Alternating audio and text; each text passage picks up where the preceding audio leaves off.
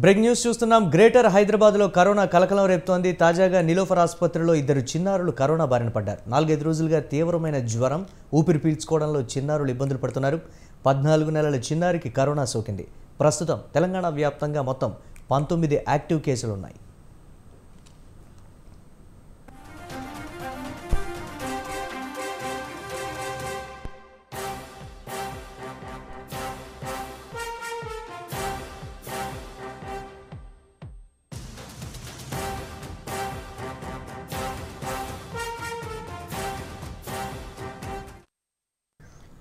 Corona వ్యాప్తితో MGM సిబ్బంది అప్రమత్తమయ్యారు. Mask లేనిదే ఆసుపత్రిలోకి అనుమతించడం లేదు. కోవిడ్ పేషెంట్లకు వైద్యులు చికిత్స అందిస్తున్నారు. తెలంగాణలో కొత్తగా 6 కరోనా కేసులు నమోదు కాగా ఇప్పటివరకు 20 కేసులు నమోదయ్యాయి.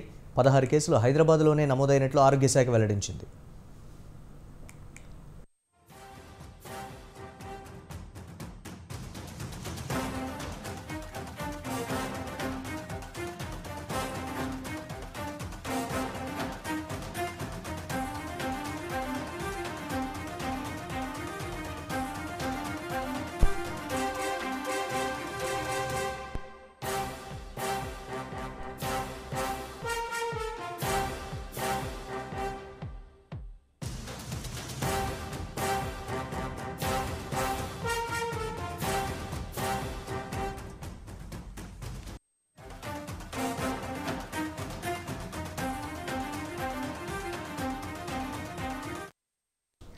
కరోనా నుంచి ఒకరు రికవరీ కాగా 19 మందికి చికిత్స కొనసాగుతోంది. కొత్తగా వచ్చిన కేసుల్లో హైదరాబాద్లో 4, మెదక్లో 1, రంగారెడ్డిలో 1 కరోనా కేసు నమోదైంది.